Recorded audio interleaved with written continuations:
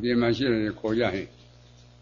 烧过鸡了，个肉看的烧成嘛罢了喏，个肉看，烧过鸡了嘛，没办法。你目前他们你的说那么地步，这样那边不过来这里边呀，个肉看，安南的5把股，阿用ပြု၍ညီညာဖြဖြကြောကြသာဝဖတ်ကြနမောယံသောယရဏကျသောယရဏတံဃာသောယရဏမြတ်သုံးပါးမိဘဆရာသမားတို့အားယောသင်္နလို့လည်းသုံးမရှိကိုပူဇော်ပူဇော်မှန်လျော့ဘတော်ကြသောကုသိုလ်ကံစေရဏတရားပညာဝိရိယတို့ကြောင့်မိတော်အလိုရှိတောင်းတအပ်သောမောမတိအမြဲနေသောနိဗ္ဗာန်တော်၎င်းဒုက္ခခတ်သိမ်းချုပ်ခြင်းရပြတ်သောနိဗ္ဗာန်တော်၎င်း1500ကိလေသာတို့ချုပ်ရခြင်းကသင်္ဟာပြတ်သောနိဗ္ဗာန်တော်၎င်းမိမိတို့ယခုအားထုတ်ဆက်ဖြစ်သောဝိပဿနာဉာဏ်သည်ဉာဏ်စွာမဲ့ဉာဏ်တို့ကြည်စုပြုနိဗ္ဗာန်တော်မျက်မှောက်ပြုလွယ်နိုင်ကြသည်ဖြစ်စေမူလနှစ်ပြားတစ်ခေါက်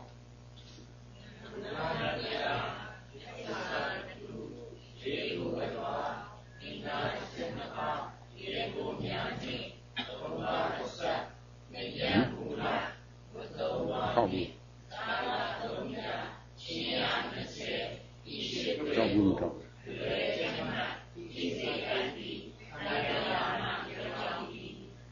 နမောတတ္တဘဂဝတောအရဟတောသမ္မာသမ္ဗုဒ္ဓတ္တနမောတတ္တဘဂဝတောအရဟတောသမ္မာသမ္ဗုဒ္ဓတ္တနမောတတ္တဘဂဝတောအရဟတောသမ္မာသမ္ဗုဒ္ဓတ္တတော်ပြီတရားနာတယ်တရားအထုတ်တယ်တရားလေ့လာတယ်ဆိုတာမိမိခန္ဓာမှာရှိတဲ့တရားနဲ့အသိဉာဏ်နဲ့ထည့်သွားဖို့လိုတယ်နော်ရှိတဲ့တရားဆိုတာအာယုန်နဲ့ဓဝရတဲ့ပေါ်လာတဲ့ခန္ဓာ၅ပါးကိုဖြစ်ဖြစ်ယူလို့မပါလားအာယုန်နဲ့ဓဝရအာယုန်ဆိုယူပါယုန်တက်လာယုန်ကံလာယုန်ရတောင်ဖတ်တဲ့ပေါင်းဓမ္မယုန်ပေါ့ဓဝရဆိုတာမျက်စိအကြည်နာအကြည်နှာခေါင်းအကြည်လျှာအကြည်ကိုယ်ကြည်မနှောအကြည်ပေါ့အရက်သုံးနေပြောတော့ရုပ်နှစ်ခုတိုက်တဲ့အခါဆယ်ရာဝိညာဉ်မပေါ်ဘူးလားမျက်စိအကြည်ရှိရင်ယူပါယုံဆင်းတိုက်မယ်နားအကြည်ရှိရင်အတန်တိုက်မယ်နှာခေါင်းအကြည်ရှိရင်အနံ့တိုက်မယ်လျှာအကြည်ချင်းချိုးချင်းစက်ငံပံကရတာ6ပါးတိုက်မယ်ကာယအကြည်ရှိရင်ပထဝီဖတ်တဲ့ပတေဇောဖတ်တဲ့ပဝါယောဖတ်တဲ့ပတိုက်မယ်မနောအကြည်ရှိနှမောင်တိုက်မယ်မြင်သိစိတ်ကြားသိစိတ်နားသိစိတ်စားသိစိတ်ထိသိစိတ်ကြံသိစိတ်ခန္ဓာတွေပေါ်မယ်အဲ့ဒီမြင်သိစိတ်လေးဟာမျက်စိအကြည်နဲ့ယူပါယုံအစင်းမတက်ခင်ဘယ်ရှိမှနေတယ်လို့လင်ညုံညံပြချင်းကထက်ကြလားလင်ညုံညံပြချင်းကမထက်ဘူးယုံနှစ်ခုတိုက်တော့လဲဖွားခလဲပေါ်လို့ပေါ်ပြီးနဲ့ပြစ်တယ်တောင်ဖြစ်ပြအဲ့ဒီစိတ်လေးကိုသိအောင်လို့တရားနာတယ်တရားတော်အဖြစ်တရားယုံတိုက်မှဖြစ်တာမြစ်ကြီးအကြည်ယူပါယုံရှင်းတိုက်မှမြင်သိစိတ်ပေါ်မဲ့တာအဖြစ်တရားနာကြည်ရှိအတန်တိုက်မှကြားသိစိတ်ပေါ်မဲ့အဖြစ်တရားနာကြည်ရှိရင်အနိုင်တိုက်မှနံသိစိတ်ပေါ်မဲ့အဖြစ်တရားလျှာကြည်ရှိရင်ချိုးချစံရတာ6ပါးတိုက်မှအဲ့ဒါစာသိစိတ်ပေါ်မဲ့ကိုယ်အကြည်ရှိရင်မာရာပြောတာပထဝီဖတ်တတ်ပါပူရာအေးရာတေဇောဖတ်တတ်ပါထောက်ကလှုပ်ရှားတာဝါယောဖတ်တတ်ပါတိုက်မယ်ထိတိစိတ်ပေါ်မယ်ပေါ်ရင်တဝိညာဉ်ထက်ပေါ်လို့ဖြစ်တယ်လားတဲ့မဖြစ်နိုင်ပါဘာကြောင့်မဖြစ်တာလဲအနတ္တတရားမို့အနတ္တတရားမြင်သိစိတ်နဲ့သဟဇာတဖြစ်တဲ့ဝေဒနာတင်ညာစေရဏအစင်းလို့ခံစားတာလူနာဝေဒနာ Nella Vedana Jamala Vedana A sailor met a Luda Jamala Dina Kanzan on says Sora Man on says Sora Luna Jamala Sirana Vedana Dina Sirana don't pound Namekana Leva Medina Ileva Bizo Mamidi de Pieta Namina La Namekana Leva Lunet Yamala Namekana Leva Miesi Ajiga Luhogana You buy on Senga Luhogana Kana put the Ubekana Mian Namekana Leva and Ubekana Ba Tia Doctor Komasha Komasha Tia do the Mobuna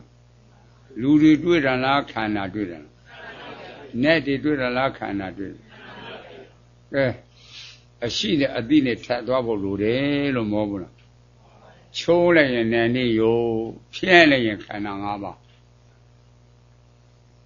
Chole and Nanny Piele and Kanangaba A pit dia did of Pamia Jushi the name A dishi de you must have Late dia she de you must have 60 de you must have Ludi net is you must have Take a did joke. Did it joke be a man did a mark of the mobile? A man did a mark of the Daisy Joyen, Jamaji Liva, pensionate Taviasa, Pension, Petron, Pension, Humana. Wizik is a choke. Ah, the one and take her on the Uza to a choke. Take her on the Uza to a choke. Say, Biro Joda. You bet Kanaja, Popian, Biro Jetabe. Whether now Kanza Jetabe, Tena, maybe Jetabe, say, Nasses or be Jetabe. Winyane kana dibiro piete Pibe A pit the out did do it a dish the leg, Lucy, the Nashi, the you son. Pibiro Piet Lobby a big woman a dray, kind and near or you Samuna. That I did the joke with. No can Asatura did of what get the Lumana. Oh, said that you joke. Canangaba, and did take a little joke. That I did the Osa take a little joke, Dorda A dini joke Sula Dorda A poane a benedio Madorda band. Either dia would be on the Anela Yan. Eddie Diao Diga, knit the room yard, the room yo. Oh, no, Sindiana. Near Malama job, dear Malama job. I don't need that. Be that day, be that. Better ye. Need that for the depot. Era, money that, Matilda Busso, person child. Same child, woo. Law passing a day, get down at Durake. Daughter sing a day in the year. More sing a day, drips hand. They don't need that for the depot, ye. Can out TV or the depot. Madidilo near can I need that. Yan Usi Dwane. Down the yard of Kumasha at the yard. At the dear people, Lord. I don't upset there, I see the attend a cook penchalo. Nayamlo means Lunet Jamala Kanangaba. Just have you a dambila Kanangaba. Kanangava a Madi, E Kanangaba dea upon Ma. Lunet the Matadwalo a man, Ma Adi Ma, you saw Marion Jogula. A man did a mamma Jola. Sena, E Kanaga. Miro Mabiela, Javi Mabiela, Navi Mabiela, Savi Mabiela, Tiviro Mabiela, သိပြီးတော့မပြည့်ဘူးလားအပြည့်သိတော့ခိုင်နေမြဲတွေတတ္တရာပြုတ်တယ်နော်နောက်ခန္ဓာအစားထိုးတာသိတော့ဘဝပြက်ပြီးတော့ဥစ္စေရမပြုတ်လားခန္ဓာ၅ပါးခန္ဓာ၅ပါးပြန်ပြီးတက်ကာတိပြုတ်တယ်တက်ကာတိပြုတ်ရင်ချမ်းသာရှိကိုရတယ်ဘလောက်ထိချမ်းသာတယ်လဲလို့စိတ်သိဖို့မကောင်းလားချမ်းသာဖို့စိတ်သိဗမာပြည်တပြည်လုံးမှာအမေရိကန်တိုင်းပြည်တပြည်လုံးမှာရှိတဲ့ရွှေငွေကြောက်တံပရမများနဲ့တမိတဖော်ရတဲ့အသိဉာဏ်နဲ့လှဲနိုင်ပါမလားတပြည်လုံးရှိတဲ့ဒီစီကမအိုအောင်တက်နေရလားမနာအောင်တက်နေရလား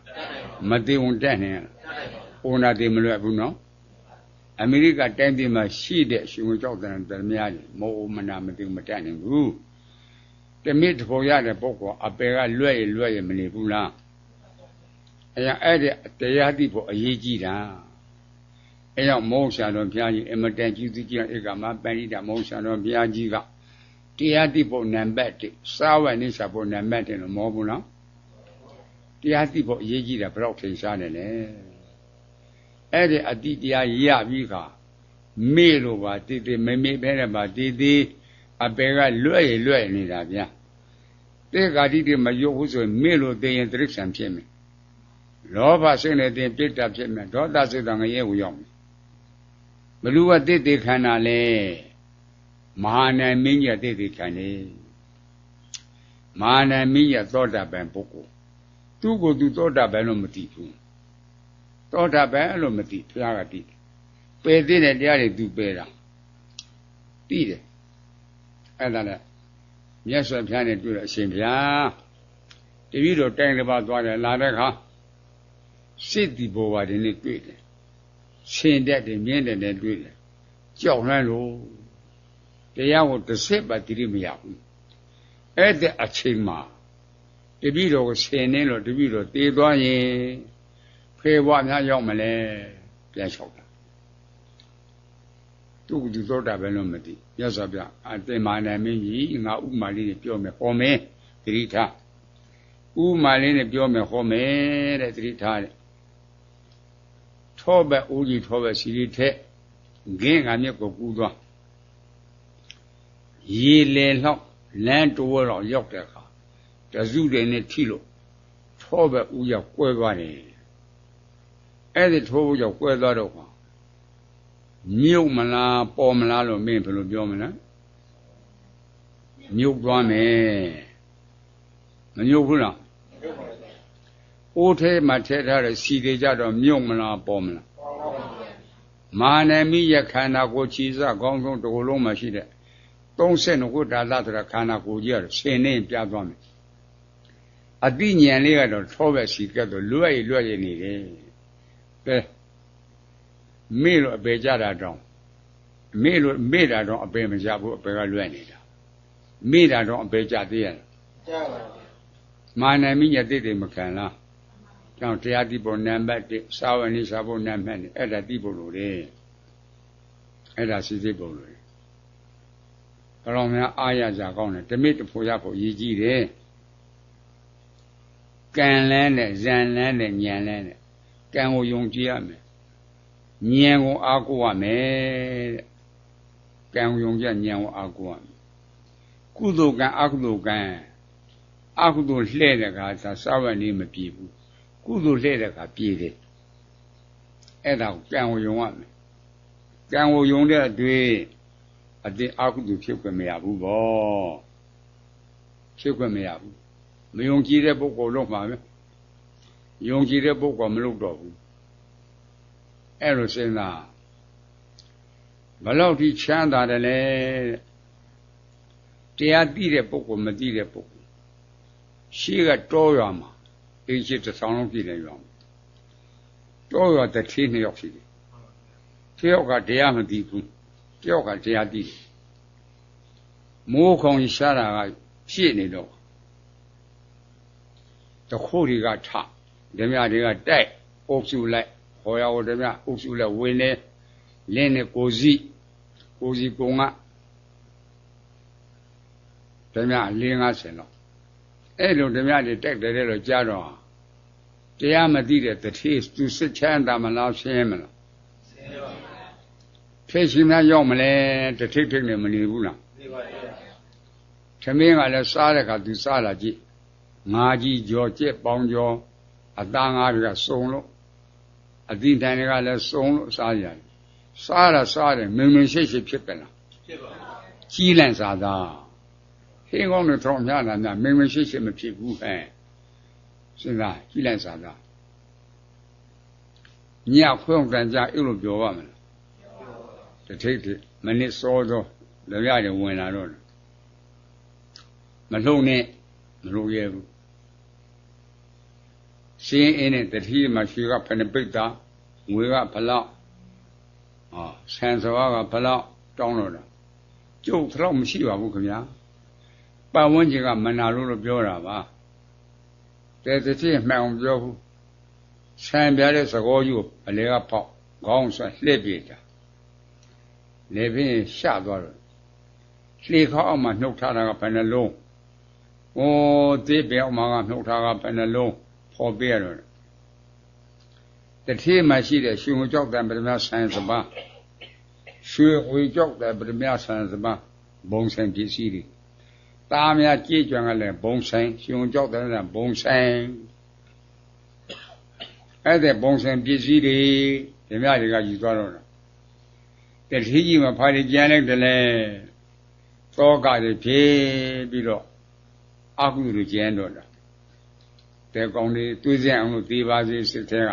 ချားလာတွေးစင်အောင်လို့သေပါစေအခွင့်အရေးသားကအစိုးရကိုတိုင်မယ်ဒါသူစိတ်တွေကြောက်တွေဖြစ်ကုန်လို့လားအကုသိုလ်တွေတစ်ထည့်မှကျန်လိုက်တယ်ဘုံဆိုင်ပစ္စည်းတွေကဓမြတွေယူသွားရပြီတရားသိတဲ့တစ်ထည့်ကဓမြတိုက်လို့ကြားတယ်ဆိုကိုယ်တွေထားတယ်ကြားတယ်တင်းလို့တွေမစားရမတော့လို့တိုက်တာရှိမှာရုပ်ရှိလာရင်ပေးမယ်တဲ့စိတ်ကူးထည့်ထားတာပေးမယ်တဲ့တစ်ထည့်တယောက်ကအဲ့လိုပေးမယ်စိတ်ကူးထည့်တာအကုသိုလ်လားကုသိုလ်လားတရားသိတာဟေးတရားသိတာတရားတင်ကဝင်လာပြီမလှုံနဲ့မလှုံရဲဘူးအဲ့ဒါနဲ့အမောင်တို့ဥစကားလေး၄ခွင့်၅ခွင့်ပြောဖို့အခွင့်ပေးပါပြောပါမင်းတို့ဓမြတိုက်တာလေခိုးတာတွေတိုက်တာဘယ်လိုကြောင့်ခိုးတာလဲဘယ်ကြောင့်တိုက်တာလဲမိုးကောင်ကြီးရှာတော့အတစ်ကအသေးမခံရဲလို့အဲ့ဒါကြောင့်မလို့ခိုးရပါတယ်တိုက်ရပါတယ်တဲ့သူတို့ဆိုတော့ခါဥကမင်းတို့ကိုစိတ်ကြည်နဲ့အောင်ပေးမယ်အဲ့ဒီစကားလေးပြောတော့ဓမြတွေမှာစိတ်ဆိုးမလားဝမ်းမြောက်ဝမ်းသာဖြစ်မယ်ရာဇဝမှုလွတ်သွားတာဟုတ်ကွယ်ဝမ်းသာတာပါပြီးမယ်ဆိုတော့ရာဇဝမှုမလွတ်ဘူးလားမင်းတို့ခီးရလည်းပန်းနေအခုလက်တလို့ရှောင်းတကယ်ထမ်းသွားရင်မင်းတို့များများကြီးမထိုင်နိုင်ဘူးခီးရပန်းနေအာမွေးရအောင်ဟောတန်မုံကြီးနဲ့ရင်းနှွေးတွေတည်ထားတာစူပိသားတွေရွှေပူမိုးလည်းလက်ဖိတ်ချောက်ဖြစ်တယ်အောင်မှာရန်လည်းဖိတ်ချောက်ရန်လည်းဖိတ်ဆူရှိတယ်ဟောမှာဟိုရင်းရှိတယ်ကြက်သွန်ကြော်လို့ရှိတယ်ပဲချမ်းကြော်လို့ရှိတယ်တော့လည်းဖိတ်တယ်ထမင်းချက်မဲ့လူကချစ်ဟင်းချက်တယ်လူကချစ်မင်းတို့ပေါ်ဆမ်းမချက်တောင်ထိပ်ပိုင်းချက်တယ်လားငကြွေးချက်တယ်လားဟောဒီဆိုင်ဒီသမားကြီးချစ်ကြတမငရံ6ရှိတယ်9 6ရွှေပစွမ်းရှိတယ်ခြေသီးကလေးတွေရှိတယ်ဟောဖက်မဲ့တောသား6ကကိထားတာရှိတယ်ကျောင်းထဲမှာဟောဥယျာဉ်ထဲမှာတွားကြည့်ချေကော်ပီထုတ်တွေရှိတယ်ပန်းမုံလာရှိတယ်ဆလတ်ရှိတယ်မုံညင်းအစွာသားရှိတယ်ဟောစုံလို့အခင်းထဲမှာမင်းတို့ချက်တယ်လို့အဲ့လိုပြောတော့ကပြုံးလည်းမနေဘူးလားရင်နှွေးကြည့်ပြီးသားတဲ့ဖောက်ကဲချမ်းကြောင့်လည်းဖဲနဲ့တော့ထညစ်ထဲထညစ်ပြီးဆိုကျန်တကာထက်နေပေကိုထဲလက်ဖေးတော့ချစ်တယ်လူကချစ်ပြုတ်တယ်လူကပြုတ်အားလုံးကြည့်ပြုတ်ပြီးပြီဆိုစားသုံးလို့ပြီးတယ်ဟောအဲ့ဒါကရွှေဒါကငွေဒါကဆန်ဒါကစီမင်းတို့ကြက်တော့ယူမိုးလုပ်တဲ့လူက9ယောက်လူတယောက်ကိုရွှေ3ဘိတ်တာတော်ပြီးငွေကတယောက်ကို9သိန်းလူပေါင်း50လူတယောက်ကို9သိန်းရွှေက3ဘိတ်တာ ဆိုင်ကတော့မခုမကတ်ထမ်းကြတည်တင်းနေတဲ့လူကတည်တင်း50နေတဲ့လူက50 30နေတဲ့လူက30တစ်ခွဲနေတဲ့တစ်ခွဲအဲ့ဒီဆိုင်မစားငါတို့ဒီကုန်မှာရွှေတွေကခုစားလို့မရဘူးအဲ့လိုပြောတာအမောင်တို့စကားလေးနည်းနည်းကြံတာပြောပြရတယ်ပြောပါဦးလေပြောပါမင်းတို့တောင်တူလို့မဆိုအရင်ရပြီတဲ့ကုန်တယ်လို့မဆိုလည်းမင်းတို့အရင်ရပြီတဲနေ့ကစ5ပါးဒီလားမကြောင်မကြမကျိုးမပေါက်အောင်ထိမ့်စေခြင်းနဲ့ဥပြောတဲ့တဲ့ကိုလိုက်နာပါမယ်ကဲပါဏာတိပါဒသသူရမေရိယဆုံးတိုင်တန်းပြေးလိုက်တာသူရမေရိယဆုံးတော့ခါအာမပဲနဲ့ဝမ်းခံလူတာရုခေါ်နဲ့တာရုခေါ်တာရုခေါ်ကြတယ်တဲနေ့ကစတော့မင်းတို့လူလိမ်မှာသူတော်ကောင်းကတရားခွင်နဲ့ပါနဲ့ကဲ့ညုံလဲလာခြင်း3ညသရတိလသုလပညာဟိရိအတ္တပါသူတော်တရားခွင်နဲ့ပါနဲ့ရအောင်အလေးကျင့်လုပ်ကြပေးတာဘုံဆိုင်ပစ္စည်းတွေဓမြတော့ကိုပါသွားပြီတတိကြီးမှာကုသိုလ်တွေမကြံရလားဟဲ့တရားသိတာအဲ့ဒါလိုခြားနာတယ်တရားမသိတဲ့တတိကြတော့ဘုံဆိုင်ပစ္စည်းကဓမြတော့ကိုပါပြီသူ့မှာတနွေနွေနဲ့ဖွဲမိလောင်တော့အကုသိုလ်ကျန်တော့တရားသိတဲ့တတိကဘုံဆိုင်ပစ္စည်းကဓမြတော့ကိုပါပြီသူ့မှာကုသိုလ်တွေမကြံရဘူးလားမတော်ရမိလောင်ပါသွားကတတိကြီးမှာကုသိုလ်ရချင်မှရမှာခုတော့ကုသိုလ်ပြုရတော့ရှင်မပြေဘူးလားအဲ့တော့ခြားနာတယ်တရားသိတယ်ဘယ်လောက်အကျိုးရှိတယ်လဲနော်ဒါလက်တွေ့တွေအဲ့ဒါလို့တယ်စဉ်းစားထိတိမိမိသဘောပေါက်ဖို့လို့တယ်အဲ့ဒါနားလေကိုလေ့လာကြဒါတော့လက်တွေ့မြစ်တွေအပြင်တရားကြောက်တော့ကိုမရှာတော့တရားတွေ့တယ်လို့မဟောကြဘူးလားတိုးတော်လည်းပြည့်ညက်ပြမပန့်ချသိဖို့လို့ဒီခွင်ပြင်းညက်နဲ့ပရမတ်ပိုင်းခြားလို့မသိတေခါရိတိဘလို့ကဖြုတ်လို့မရဘူးတေခါရိတိပြုတ်ချင်ရင်စဉ်းစားအရင်ဆုံးမဉ္ဇဉ်ရခြင်းဥပဒနာညာအားထုတ်ဝိပဿနာဉာဏ်ရခြင်းတေခါရိတိအရင်ဖြုတ်တေခါရိတိဖြုတ်ခြင်းခန္ဓာပြိစ္ဆာတောပတ်ကိုသိအောင်လို့တဲ့ဘုံရှာလို့ပြရတယ်ဟောအဲ့တော့ခန္ဓာပြိစ္ဆာခန္ဓာဆိုတာမြည်စီအကြည့်ရှိယူပါအောင်စင့်တိုက်မှာဆရာဝဉ္ဉဏ်ပေါ်မယ်နာကြည့်ရှိအတန်တိုက်မှာဆရာဝဉ္ဉဏ်ပေါ်မယ်အဲ့ဒါခန္ဓာပြိစ္ဆာတုပ္ပတ်ယုံတစ်ခုတက်တော့ဆရာဝဉ္ဉဏ်မပေါ်ဘူးလားပေါ်တဲ့တဝဉ္ဉဏ်ထဲမြင်လို့ဖြစ်ကြလားသိလို့ဖြစ်ကြလားမဖြစ်သူနဲ့သာသာတဖြစ်တဲ့ဝေဒနာတင်ညာစေနာမပါဘူးအရှင်းလို့ခံစားတာလူနဲ့ဓမ္မလားဝေဒနာအရှင်းလို့မှတ်တာသူတွေငါတွေလားတင်ညာခံစားလို့စိတ်ဆိုတာမှတ်လို့သူငါလားစေတယ်ဝေဒနာတင်ညာစေရနာ၃ခုပေါင်းတော့နာမခန္ဓာ၄ပါးမကြည့်ဘူးဤ၄ပါးပြည့်စုံမှမြင်သိသိဖြစ်တာနော်လူနဲ့ဓမ္မလားနာမခန္ဓာ၄ပါးဟောနာမခန္ဓာ၄ပါးဗျာအဲ့ဒီနာမခန္ဓာ၄ပါးအလိုလိုဖြစ်တာလားအကြောင်းကြောင့်ကျိုးတရားပေါ့အကြောင်းကြောင့်အကျိုးတရားအကြောင်းရှာကြည့်တော့ယုံတော့ခုပေါ့မျက်စိအကြည့်ယုံနဲ့အရှင်းယူပိုင်အောင်ယုံအကြောင်းမရဘူးလားနာမခန္ဓာ၄ပါးအကျိုးတရားကိုပရိစ္ဆာသုတ်ပန်နီးပရိစ္ဆာသုတ်ပန်နာယုံတော့ခုကပရိစ္ဆာသုတ်ပန်အကျိုးတရားကပရိစ္ဆာသုတ်ပန်နာအကြောင်းကပရိစ္ဆာသုတ်ပန်ဒါကြောင့်ခန္ဓာပရိစ္ဆာသုတ်ပန်ကိုသိအောင်လို့ဟောတာဗျာအဲ့ဒါသိဖို့လို့ယုတ်ထဲမှာရှာချင်တာရှာပုဂ္ဂိုလ်တ attva တွေ့ရလားနာမ်ထဲမှာရှာချင်တာရှာပုဂ္ဂိုလ်တ attva တွေ့ရလား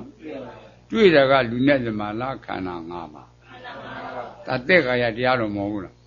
အဲ့ဒါသိဖို့လို့လေကဲတခါမကြောက်ကြဘူးတတ်မယ်တဲ့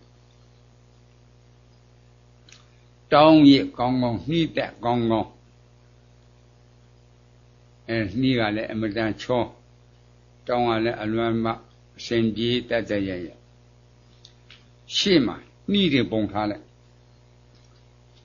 ဝိုင်းပြီးတော့လူလည်းယောက်ကကြည့်နေတာပေါ့အဲ့ဒီကရေလေးနဲ့ဖြန်း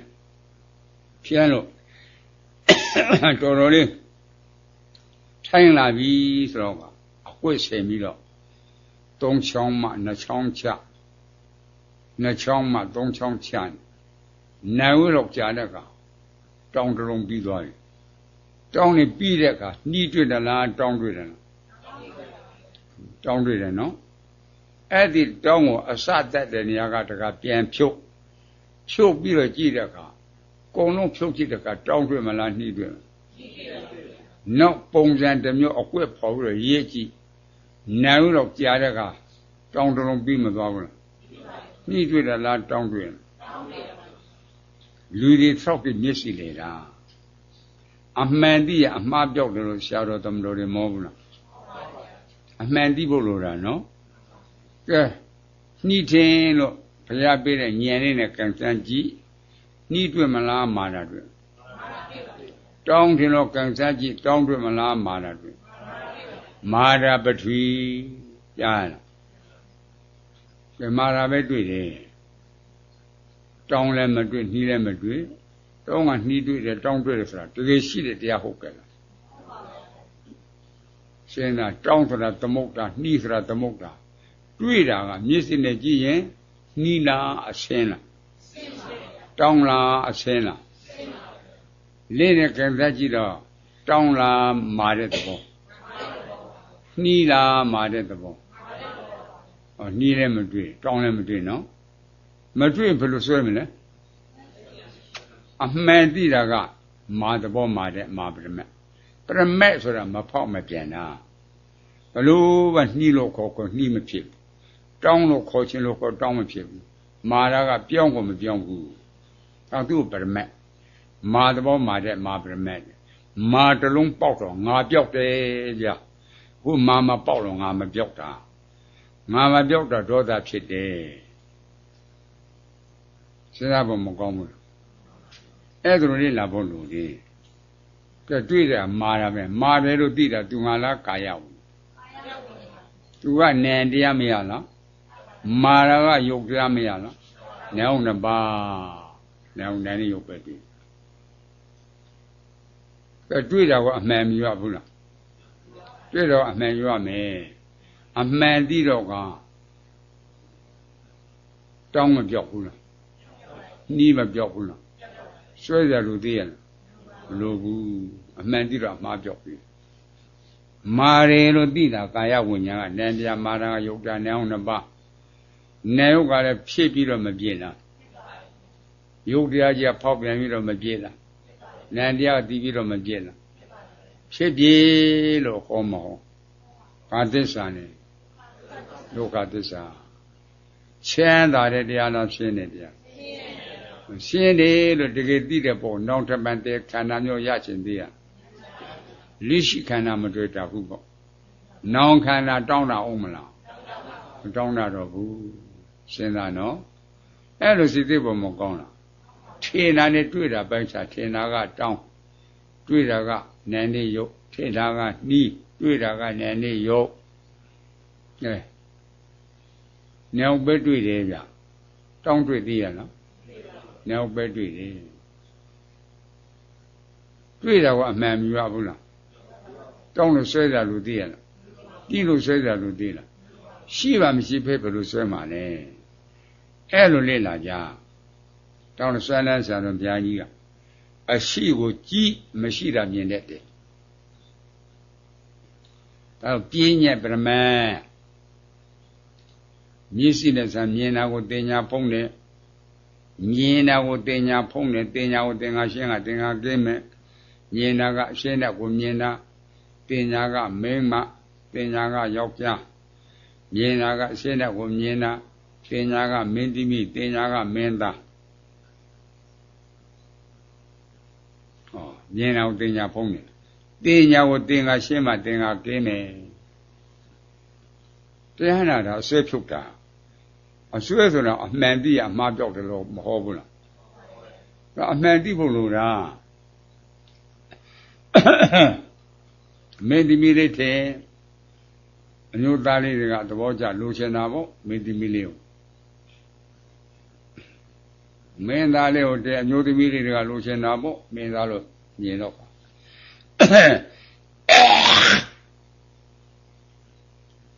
တော့မြင်တာကိုတင်ညာဖုံးတယ်တင်ညာတင်ညာရှင်းမှတင်ညာကင်းမယ် ရှိတယ်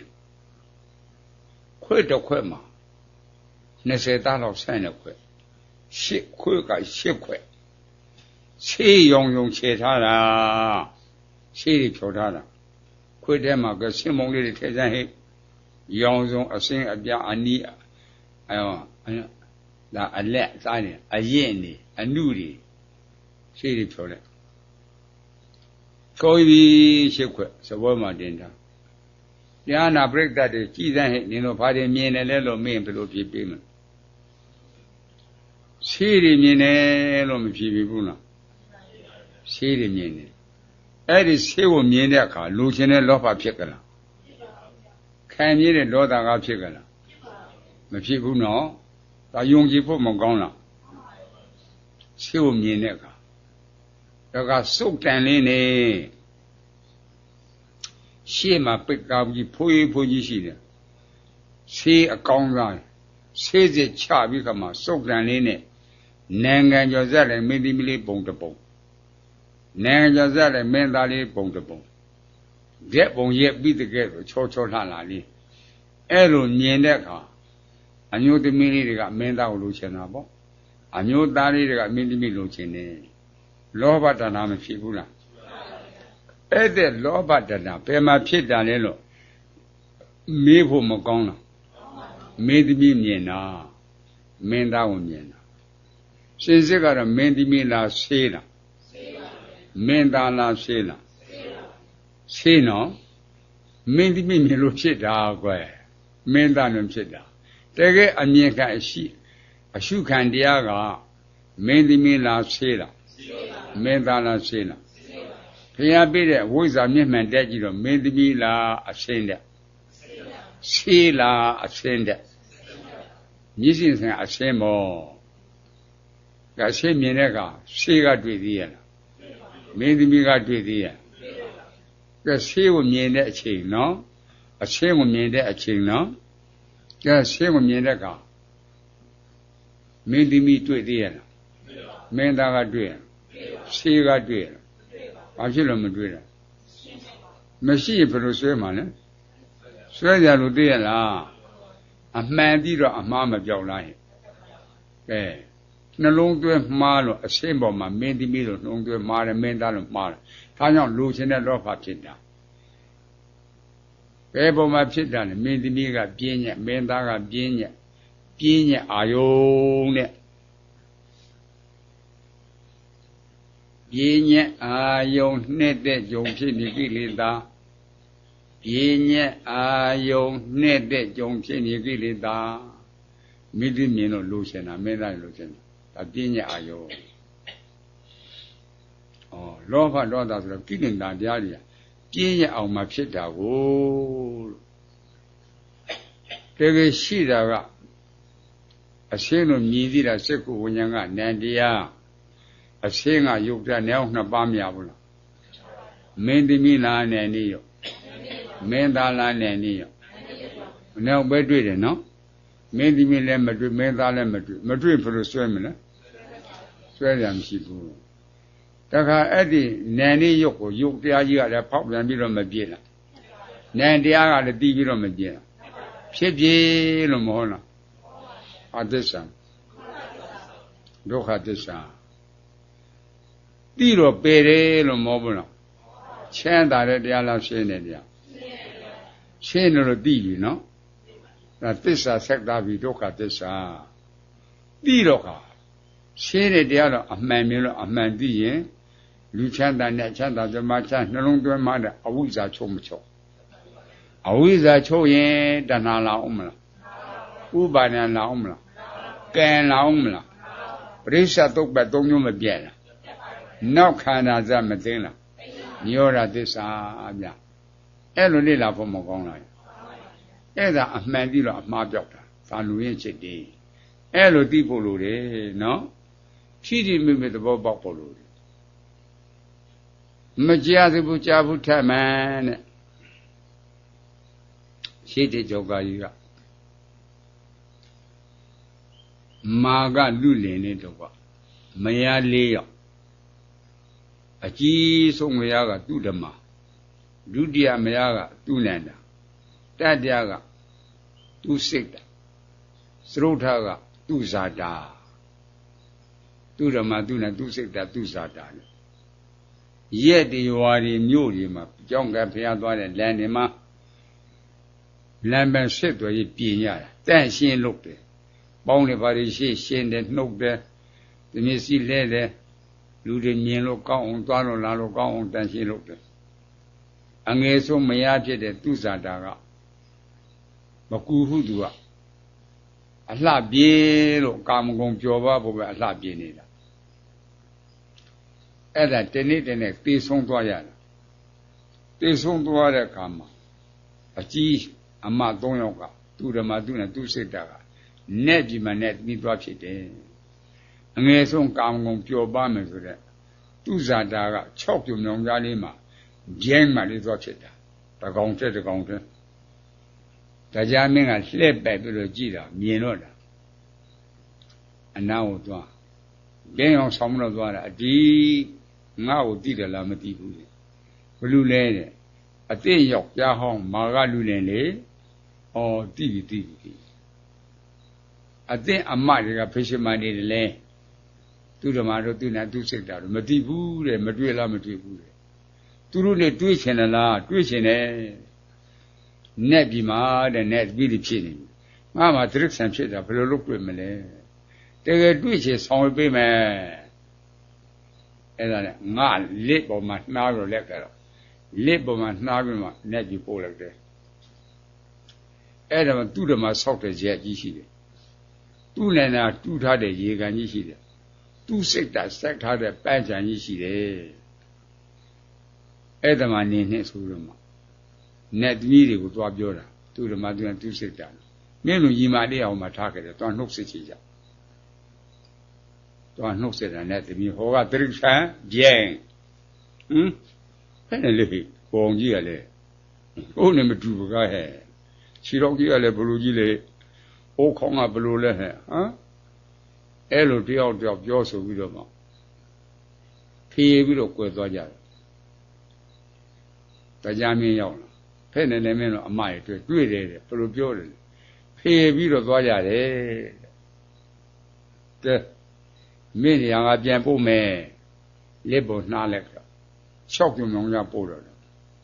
သူတို့ကတော့မဖြစ်ချင်ဘူးလားဖြစ်ချင်တယ်ဘာလို့ကလူလုံးကကုသိုလ်မလုပ်တယ်လေသူတို့လည်းဖြည့်တယ်မလို့မထင်ဘူးလေဟာလားသူတို့ဖြည့်တယ်မလို့မထင်ဘူးလေဟာသူတို့လည်းဘာလို့မလုပ်တယ်သူတို့ဖြည့်တယ်မလို့မတို့ဖားတွေငားတွေစာမယ်ငရဲသွားတော့မှာမကုသိုလ်လို့ကြောက်ရင်ကုသိုလ်လို့လုပ်ချင်နေတဲ့ငါတိရစ္ဆာန်ဖြစ်တာဘယ်လိုလုပ်မလဲတဲ့ငါမှတိရစ္ဆာန်ဖြစ်တာလူဘကပြောင်းတာလူစိတ်မပြောက်သေးပဲလူစိတ်မပြောက်အဲ့ဒါနဲ့ပြောသမ်းပါတဲ့ကြောက်လာပါပြီတဲ့တင်းနေကစားဖားတွေငားတွေမဖမ်းနဲ့အသေးကောင်လာမှစားအရှင်းကောင်ဆိုမဖမ်းဘူးတဲ့ဝန်ခံတယ်တရားမင်းကမယုံလို့ငါးတေအောင်ဆောင်ပြီးမျောလာခဲ့တယ်နှုတ်သီးနဲ့ကောက်နှုတ်သီးထဲကျတော့လှုပ်တော့ရည်ထက်ပြန်တယ်တောင်မြေမှာငါးတေအောင်ဆောင်သဲတောင်မှာသွားနှုတ်သီးနဲ့ကောက်နှုတ်သီးထဲရောက်တော့လှုပ်တော့ပြန်တယ်အဲ့လိုရက်ကကြာညောင်းတော့အစာပြက်တည်တော့တာလူပြေမှာသွားပြီးတော့ပြိတ္တိတွေတီးတယ်ဘာနဲ့တီးတက်ပြေမှာအိုးထိမ့်တဲ့တမိသွားဖြစ်တယ်ရှောက်ပြီးတော့ကြည့်တယ်နဲ့ဒီ6တာမှမမြင်တိရစ္ဆာန်ဘုံမှာမမြင်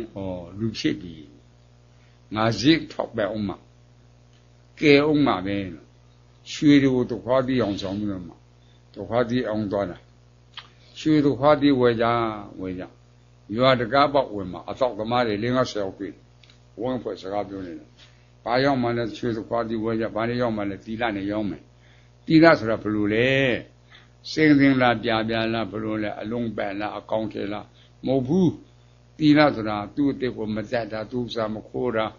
သူများလင်သားမယားကိုမစော်ကားတာမှုသားမသွင်းရေမျိုးငါးပါမမီဝဲ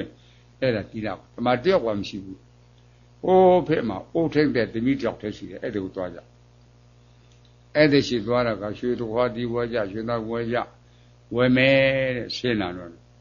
怕你要么地烂的要么为吧没？啊，点俺有地的了，没地。啊，点要家好马个路人嘞，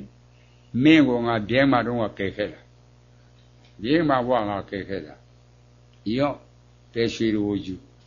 地烂没别谁呢，还在水里呢多，地烂没别谁，水里背多少？还在水里没公平，背多少呢？背多少？啊，都是个难民节得米多少钱？啊，都是难民节得米多少钱？ဖြစ်တော့တိုင်ပင်နေမိပါကမင်းအရွယ်ရောက်တော့ခါမင်္ဂလာလင်းထပ်ဖို့မင်္ဂလာလင်းထပ်ဖို့ထင်းရဖို့ဘယ်လိုလုပ်မလဲပန်းဦးဆွဲပေါ်ခြင်းပါမယ်သမီးကသူချစ်တဲ့လူကဆွဲမှာအဲ့တော့နဲ့လူကြီးတွေပြမင်္ဂလာပြုနဲ့လူတွေမြားကြီးလာတာအဲ့တဲ့တရားမင်းကအတူရာနဲ့မိကြီးရဲ့ဖိုးကြီးအောင်ဆောင်ပြီးတော့မှအသက်80ကျော်ခါကုန်းကုန်းပြီးတွန့်ပြီးတော့ပန်းဦးဆွဲပေါ်ဝင်တော့တာဟဲ့ကြားလားအဲ့ဒါဖိုးကြီးကိုသွားဆက်တော့တာပန်းဟုံးကဟာလားနဲ့လူကြီးတွေတော့မြားလာပြမဆက်ဘူးနဲ့ဒီလူတွေကဖေးရပြီးတော့သွားကြတော့တော့တဲ့လူကြီးပေါ်ပါပြီကြတယ်ဖိုးကြီးကိုသွားဆက်မလားကြားလားဖိုးကြီးကိုသွားဆက်မလားဖိုးကြီးကိုဆက်တာမြင်တာကိုဘဝချစ်စကလင်မယားဖြစ်ခဲ့တာတွေကဲခဲ့တာတွေဆောင်းပြတာတွေအဲ့ဒီတက်ကမနေနိုင်ဘူးညာကြားလားအဲကြောင့်မလို့ဘလူနဲ့ရတယ်ဘလူနဲ့ဆိုတော့မသိတော့ပါဘူးမပြောကြဘူးလားဘဝရည်စက်ကိုသိပါမလားအဲ့ဒါကြောင့်မလို့ဘဝစစ်တကောက်သူတို့ဖူးစာ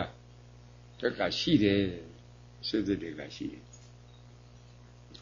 အဲ့ဒါကအနာသွားထိုင်းအဲ့ဒါအတူနဲ့သမီးကိုငါ့ကိုသိတယ်လားမသိတယ်မင်းယောက်ျားဟောမာကလူနေလေဟုတ်ကလားဟုတ်ပါလေပြောဆိုနဲ့ဆက်ရှိနေရွယ်ဖြစ်သွားတော့တာဟာလားဟဲ့လူယူလေးဖြစ်သွားတော့တာဘုန်းကြီးကအဲ့ဒါမှနဲ့လူယူတွေကသူရနဲ့လူတွေကတရားမက်ပြီးတော့စစ်တက်ကြတာဖုံးချင်းကန်ချင်းမလူတော့ခါတရားမင်းကနိုင်လေအဲ့ဒါနဲ့ပြူကိုခေါ်သွားတော့တာနဲ့ပြူကိုသွားတော့မှတောင်းနေတာနဲ့ပြူမှာအဲ့မှာသူဓမ္မသူနန္ဒသူစိတ်တာအမတွေနဲ့သွားတွေ့တော့တာနဲ့ဖြစ်မှာသွားပြီးတော့ပေါင်းပြီးတော့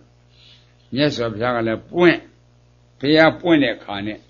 လက်ပြမနဲ့ပြီးသွားဖြစ်လူပြေကိုစိတ်မလို့ကြွားတရားနာတယ်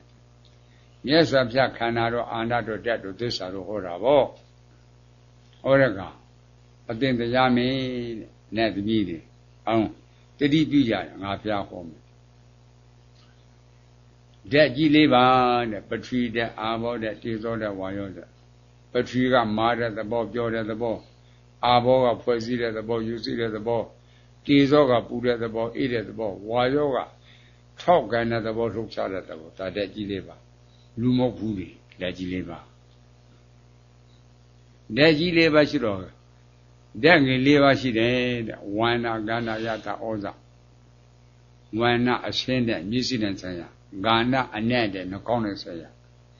ချိုးချင်းဆန့်ရတာကြောင့်ပါရတာတဲ့လျာနဲ့ဆိုင်ခန္ဓာကိုတည်နေကြီးထွားတော့ဩဇာတဲ့လက်ကြီးကလေးတွေ့တဲ့ငယ်လေးပါပေါင်းလို့တော့တဲ့ရှိပါလူလာတဲ့ရှိပါနဲ့လာတဲ့ရှိပါဂျမာလာတဲ့ရှိပါဟောတဲ့ရှိပါပဲတွေ့တယ်လူနဲ့တည်းမှမတွေ့ဘူးတဲ့ရှိပါတွေ့လက်ရှိပါချင်းချင်းဖြိတဲ့ကအတန်မပေါ်လာနဝကလည်းအကုတ်ကုတော်ယုတ်တဲ့ဓာတ်ကိုပါပြီကဲသူဓမ္မလားဓာတ်ကိုပါသူနိုင်တာလားဓာတ်ကိုပါသူစိတ်တာလားဓာတ်ကိုပါသူဇာတာလားဓာတ်ကိုပါဓာတ်ကိုပါပြီခန္ဓာဖို့ကြတော့ယူပခန္ဓာမရယူပခန္ဓာယုံနှစ်ခုတက်တန်းဆရာမညာမှာပေါ်ဘူးမျက်စိဆိုင်ရာမြင်သိစိတ်နားနဲ့ဆိုင်ရာကြားသိစိတ်နှာခေါင်းနဲ့ဆိုင်ရာနားသိစိတ်ခြေရနဲ့ဆိုင်ရာစားသိစိတ်ကိုယ်နဲ့ဆိုင်ရာထိသိစိတ်မနောနဲ့ဆိုင်ရာကြံသိစိတ်တွေ့သိစိတ်စိတ်လိုတတ်တာနာမခန္ဓာ၄ပါးအဲ့ဒီနာမခန္ဓာ၄ပါးဒီဖို့နာမခန္ဓာ၄ပါးအလိုလိုဖြစ်တာလားအကြောင်းကြောင့်ကြိုးတရားပေါ့ အကြောင်းရှာကြည့်လို့ယုံနှုတ်ကူကအကြောင်းနာမည်ခန္ဓာလေးပါအကျိုးအကြောင်းကျိုးသိဖို့မလိုဘူးလားအဲ့လိုသင်လို့တက်မြောက်တဲ့ခါကြတော့မျက်စံဖျားခြင်းကိုတော့မျက်ကြည့်အသင်မာကလူလင်တဲ့ငါဖျားပေးတဲ့ဝိဇ္ဇာဆိုတဲ့မြင့်မှန်ကိုတက်ပြီးကြည့်ဝိဇ္ဇာမြင့်မှန်တက်ကြည့်တော့ခါသူဓမ္မကိုမြင်လာလားအရှင်းကိုမြင်လာသူနန္ဒာကိုမြင်လာလားအရှင်းကိုမြင်လာသူစိတ်ဓာတ်ကိုမြင်လာလားအရှင်းကိုမြင်သူဇာတာကိုမြင်လာလားအရှင်းကိုမြင်အရှင်းယူပဲခန္ဓာနော်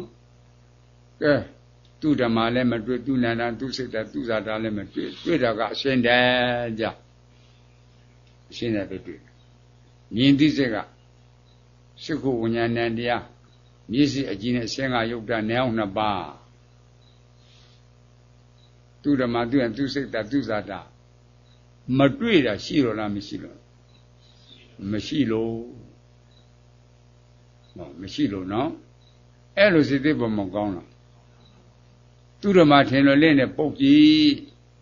သူဓမ္မတွေ့မလားအတန်တွေ့မလားလေးနဲ့ပုတ်ကြည့်သူနန္ဒာတွေ့မလားအတန်တွေ့မလားသူစိတ်ဓာတ်တွေ့မလားအတန်တွေ့မလားသူဇာတာတွေ့မလားအတန်တွေ့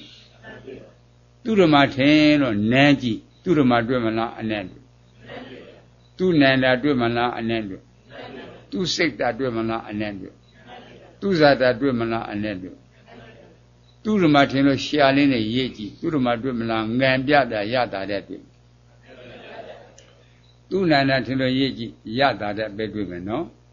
သူနန္ဒာထင်ရေးကြည့်ရတာတဲ့ပဲတွေ့မယ်သူဇာတာထင်ရေးကြည့်ရတာတဲ့တွေ့မယ်ခြံပြားကခြီပြားအယောက်ဖျားပေးလက်ညင်လေးနဲ့ကံစမ်းကြည့်သူဓမ္မထင်လို့ကံစမ်းကြည့်သူဓမ္မတွေ့မလားပူတာတွေ့မလားသူဓမ္မတွေ့မလားအေးတာတွေ့မလားပူရာဩင္ဏတိဆိုအေးတာတိတတိဆိုကဲပူတယ်အေးတယ်တိတာသူငါလားကာယဝင်ကာယဝင်ခြင်းကနံတရားမရလားပူရာအေးတာကယုတ်တရားမရလားနံနှစ်ပါးဟိုနိုင်ပဲရုပ်တယ်နော်နိုင်ကလွဲလို့တခြားတွေ့သေးရမတွေ့ရင်သူဓမ္မတို့သူနာသူစိတ်ကသူဇာတတို့စွဲကြလို့သိရလားလူစွဲဒိဋ္ဌိနဲ့စွဲဒိဋ္ဌိပြမစွဲဒိဋ္ဌိမပြုတ်ဘူးလားဒိဋ္ဌိပြုတ်ရင်ဇမာကြီးလေးပါဖန်ဆင်းတဲ့ထားပြဖန်ဆင်းတဲ့ပိပ္ပနောလည်းဖန်ဆင်းတဲ့ယုံမလားဝိသိကစားမချုပ်ဘူးလားချုပ်တယ်အမှန်ပြီးတော့အမှားပြောက်တယ်နော်အဲ့လိုလေ့လာဖို့မကောင်းလားစဉ်းစားအဲ့တဲ့နေရာမှာစဉ်းစားတာမြတ်စွာဘုရားကအဲ့လိုဟောတဲ့အခါတရားမင်းသူတန်တာသူဓမ္မသူနဲ့သူစိတ်တာသူစာအကုန်လုံးသောတာပန်ဖြစ်သွားတယ်တော်များအားရကြကောင်းတယ်သောတာပန်ဖြစ်တော့အပေတကပစ်ပြီလို့ပြောဘူးလားဆက်ပြီးတော့ကြိုးစားရင်တရားကအနာဂတ်ရဲ့ကိစ္စပြီးနေလေအဲ့ဒါတရားပြုလဲလားဒါထက်ဘုဒ္ဓနဲ့တရားမရှိဘူး30တောင်ကထွက်တဲ့တရားဒါဖလောက်များအားရကြကောင်းတယ်လေနော်ဘုံသောတာဖြစ်သွားတာတရားကိုမလစ်လံကြောက်ကြမကောင်းဘူးလားအေးဒါတရားပြုကြိုးစားကြအဲ့ဒါလွန်ရင်ချက်ဒီထိတိပဲမဲ့သဘောပေါက်ဖို့လို့တဲ့ကဲတခါပြန်လို့ဥမာပြောမယ်ကြောက်ဖြောင်းသားကောင်းကောင်းဖွေးဖွေးလေးတပိတ်သားလောက်ရှိတဲ့ကြောက်ဖြောင်းကိုအဲ့ဒါတစ်ကြက်သားစီတစ်ကြက်သားစီချိန်ပြီးတော့မှကြက်ချင်းတရားနေလေးလှမ်းလိုက်နေလှမ်းတော့ပြော့မလားဘူးလားပြော့တဲ့အခါအယုတ်ပေါင်း100လုံးလူယုတ်နတ်ယုတ်မြမာယုတ်တိရစ္ဆာန်ယုတ်အယုတ်ပေါင်း100လုံးအယုတ်ပေါင်း100ပြီးပြီဆိုတော့စဘောမှာတင်ထားတရားနာပြိဿတ်တွေဘာတွေမြင်နေလဲလို့မေးရင်ဘယ်လိုဖြေပေးမလဲအယုတ်ပေါင်း100မြင်နေနော်မြင်တာကိုတင်ညာဖုံးတယ်တင်ညာကိုတင်္ဂါရှင်းမှတင်္ဂါကိမ့်မယ်မြင်တာကအရှင်းတဲ့ကိုမြင်တာတင်ညာကအယုတ်ပေါင်း100တင်ညာကဖျောင်းတင်ညာကအယုတ်ပေါင်း100မြင်တာကရှင်းတဲ့ကိုမြင်တာတော့မြင်တာကိုတင်ညာဖုံးတယ် တင်ညာကိုတင်ငါရှင်းမှတင်ငါကိမယ်ကဲအဲ့တဲ့အယုတ်ပေါင်းတရားကိုနေလှမ်းလိုက်ပြော့မလားဘူးလားပြောတဲ့ကကုံလုံးစုပြီးတော့ပေါက်ဆုပ်တယ်လို့ဘေးပြန်ညာပြန်အဲ့လိုဆုပ်ကြည့်အယုတ်ပေါင်းတရားတွေ့မလားဖျောင်းတုံးတွေ့တောင်ဆွမ်းလန်းဆရာတော်ဘုရားကအရှိကိုကြည့်မရှိတာမြင်တတ်တယ်ပုရုဇံကန်းနေအရှိကိုကြည့်မရှိတာမြင်တတ်တယ်ဖျောင်းတုံးလားအရှင်းတက်အယုတ်ပေါင်းတရားလားအရှင်းတက်ကဲရှင်းလို့မြင်တဲ့အခါသင်္ဃာရှင်းမသွားဘူးလားသင်္ဃာရှင်းသွားပြီနော်ကျတော့ဆိုလူဆွဲရလူသိရလားနတ်ကဆွဲရလူသိရလားယမကဆွဲရလူသိရလားဆွဲရမလို့တော့ဘူးရှင်းသွားတာဒါကြောင့်မြင်တာကိုတင်ညာဖုံးနဲ့သင်္ဃာရှင်းမှသင်္ဃာသိမယ်ဟောရှင်းတာအရှိတရားကိုကြည့်မရှိတာမြင်တဲ့တကယ်ရှိတာကအရှင်းတဲ့မြင်တာကအယုတ်ပေါင်းတရားကဲသူစိတ်မှာဖြစ်တာအယုတ်ပေါင်းတရားရှိတာဟုတ်ကဲ့လားတကယ်ကြည့်တော့ကိုအရှင်းမဲ့တွေ့တယ်နော်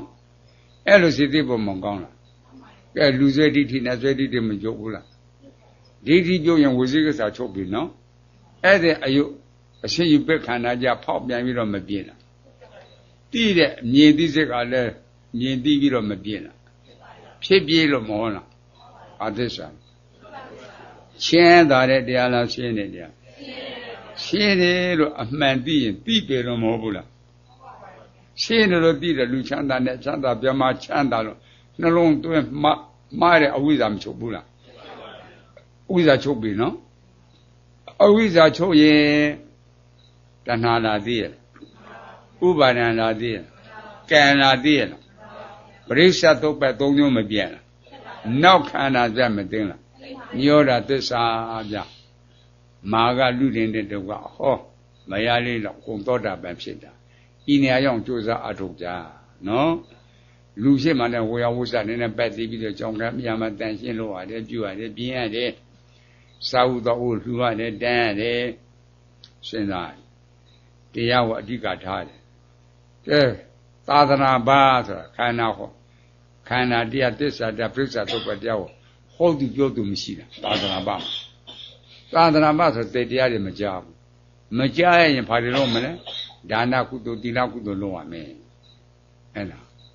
သစ္စာတရားကိုကြားနာကတဲ့တရားမသိငါမနေဘူးကြိုးစားမယ်လို့ကြိုးစားအားထုတ်မယ်အားထုတ်လို့သိက30တုံးကလွတ်တယ်ကုသိုလ်ဝိဝတ္တဒါနဝိဝတ္တဒါနလို့ဝိဝတ္တသီလပဲအဲ့လိုလေ့လာဖို့မကောင်းလားအဲ့ဒါသိမှပဲနေတာနော်ကဲကြာစေခန္ဓာကဖြစ်ဖြစ်ဗာသစ္စာလဲသိတာကနောက်ခန္ဓာမလားလားသိသောအကွက်ဖဏကွက်ရှိတာကွက်လည်းဖဏပန်းငါလေးလီဤရှိသွဲကို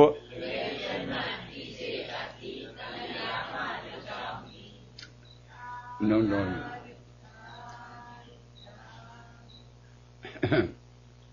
ဣမာယဓမ္မာနု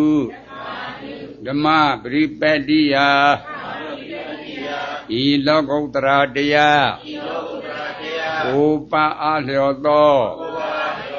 ရှင်ဝပฏิပတ်ဖြင့်ဗုဒ္ဓံမြတ်စွာဘုရားကိုဥစေမိဒုက္ခသစ္စာသိတဲ့ဉာဏ်ဖြင့်ဥဇောပါ၏အရှင်ဘုရားဣမယဓမ္မာနုဓမ္မပရိပတ္တိယဤလောကုတ္တရာတရားဥပအားလျော်သောကျင့်ဝတ်ပฏิပတ်ဖြင့်ဓမ္မတရားတော်မြတ်ကိုဥစေမိဒုက္ခသစ္စာသိတဲ့ဉာဏ်ဖြင့်ဥဇောပါ၏အရှင်ဘုရားဣမယဓမ္မာနုဓမ္မပရိပတ္တိယဤလောကုတ္တရာတရား ကိုပါအားလျော်သောကျင့်ဝတ်ပฏิပတ်ဖြင့်တန်ခံတန်ဃာတော်ရှင်မြတ်ကိုပူဇေမိဒုက္ခသစ္စာသိတဲ့ဉာဏ်ဖြင့်ပူဇော်ပါ၏အရှင်ဘုရားဤကဲ့သို့ပြုလုပ်အပ်သောဒါနကုသိုလ်သီလကုသိုလ်ဘာဝနာကုသိုလ်အဋိဋ္ဌံကုသိုလ်ပါရမီကုသိုလ်ဝိပဿနာမဟာကုသိုလ်တို့၏အကျိုးအားကြောင့်ခန္ဓာ၅ပါးယုံနံတရားတို့၏မဖြစ်ဝေးစွာချုပ်ငြိမ်းရပါလို၏အရှင်ဘုရားထိုကုသိုလ်၏အကျိုးကိုလေးမိခင်ဖခင်ကျေးဇူးရှင်တို့အား၎င်းအနာမတကတန္တရာမှစ၍တော်ဆက်ခဲ့ပူသောမိခင်ဖခင်ကျေးဇူးရှင်အပေါင်းတို့အား၎င်းအာစရိယာနိစ္စဆရာသမားတို့အား၎င်းဣမာတံပရိသနိစ္စတရားနာစီဝေတုကြွားရောက်လာကြကုန်သောတရားနာပရိသတ်တို့အား၎င်းရည်မြစ်တနှင်းပြည့်ရှင်မင်းတို့အား၎င်းငရဲတနှင်းယမမင်းတို့အား၎င်းကိုဆောင်နဲ့အိမ်ဆောင်နဲ့ကျောင်းဆောင်နဲ့ဓမ္မယုံဆောင်နဲ့ဘုံမစိုးနဲ့ယုတ်ခစိုးနဲ့အာဂတစိုးနဲ့တောဆောင်နဲ့တောင်ဆောင်နဲ့ရွာဆောင်နဲ့မျိုးဆောင်နဲ့သာသနာတော်ဆောင်နဲ့